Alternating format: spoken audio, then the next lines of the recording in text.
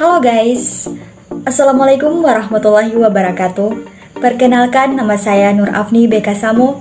Saya mahasiswa dari Institut Agama Islam Negeri Sultan Amai Gorontalo, Fakultas Ilmu Tarbiyah dan Keguruan, jurusan Pendidikan Guru Madrasah Ibtidaiyah dengan NIM 2110-5-2012. Jadi, kali ini saya mau membahas sebuah film Bollywood yang berjudul Tera Zaman Part yang dirilis pada tahun 2007 yang dibintangi oleh Aamir Khan untuk memenuhi tugas UTS yang diberikan oleh dosen pengampu mata kuliah Administrasi Pendidikan.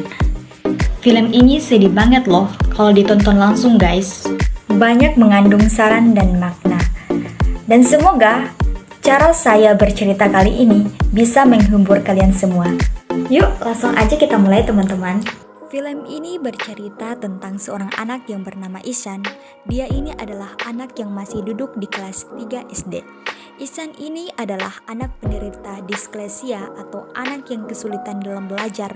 Jadi kondisinya yang sekarang, Ishan masih belum bisa membaca, menulis, dan menghitung.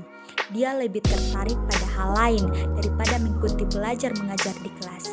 Di sekolahnya dia anak yang tanda kutip paling bodoh karena selalu mendapat nilai yang paling rendah di kelas. Dan di rumah dia bukan anak satu-satunya di keluarganya. Dia punya kakak laki-laki yang selalu dibandingkan dengannya yang bernama Johan. Johan adalah anak yang pintar, berbeda dengan Ishan. Johan selalu mendapat juara 1 di kelasnya dan Ishan malah kebalikan, dia selalu mendapat paling akhir di proses belajar mengajar. Suatu ketika, Ishan berkelahi dengan tetangganya yang bernama Rajit. Rajit kesal karena Ishan melempar bola ke arah yang salah sehingga permainan Rajit dan teman-temannya berhenti. Gak cuma marah-marahin Ishan, Rajit juga memanggil Ishan dengan sebutan idiot. Keadaan semakin tegang sambil mereka terlibat dalam perkelahian. Ketika pulang ke rumah, ternyata ibu si Rajit ini telah melaporkan dan mengomelin tua Ishan, minta tanggung jawab karena si Rajit luka-luka, padahal situasinya pada saat itu Ishan juga mengalami luka yang sama. Bukan membela anaknya, si bapaknya ini langsung menampar anaknya karena bukan sekali ini aja Ishan buat masalah.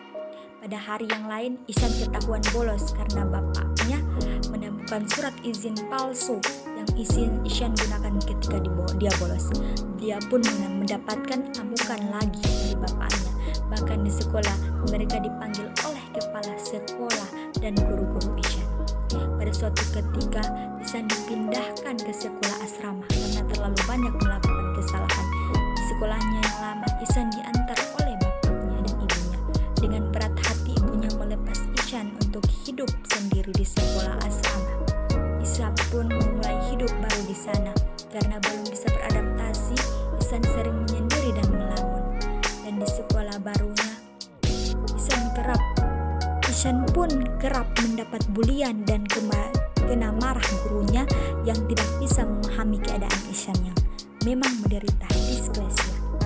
Pada suatu hari, sekolah kedatangan guru kesenian baru bernama Pak Nikum. Kehadiran guru ganteng ini membawa aura yang berbeda untuk sekolah ini. Metode belajarnya sangat asik dan fun. Baru hari pertama aja dia langsung dekat dengan murid barunya. Tetapi Ishan belum lepas dari stres yang dialami selama tinggal di asrama. Ketika pagi, Pak Nikum melihat Ishan di depan kelas. Setelah kelas selesai, Pak Nikum pun bicara empat mata dengan Ishan. Kalau ternyata ketika Pak Nikum masih kecil pun mengalami disleksia yang sama seperti Ishan. Pelajaran Pak Nikum hari ini membuat Ishan kembali bergairah untuk menjalani harinya di asrama. Hanya pelajaran Pak Nikum lah dia bisa mengekspresikan dirinya, berkarya sesuai pikirannya, dan mendapat apresiasi. Pada suatu hari, di asrama itu mengadakan lomba melukis. Semua orang boleh ikut termasuk para guru. Ketika lomba dimulai, Pak Nikum mencari Ishan kemana-mana. Tapi sampai lomba dimulai, Ishan pun gak kelihatan. Ternyata sebelum acara dimulai, saat semua orang masih tidur, Ishan bangun paling pagi pergi ke danau di mana di sana ia mencari inspirasi untuk bahan lomba melukis. Isyan pun datang sesaat acara telah dimulai. Ihsan memproyeksikan pemandangan yang dia ingat menjadi sebuah lukisan yang luar biasa mengagumkan semua orang. Ihsan pun tak bisa menahan harunya melihat hasil lukisan Pak Nikum. Ternyata model dirinya adalah dirinya sendiri, dan pengumuman yang ditunggu-tunggu pun tiba. Kepala sekolah mengumumkan bahwa perlombaan ini dimenangkan oleh Ihsan dan hasil karyanya dinobatkan menjadi karya yang terbaik, akan menjadi sampul.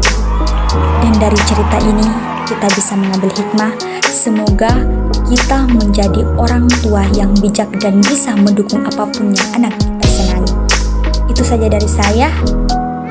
Jangan lupa like, comment, and subscribe.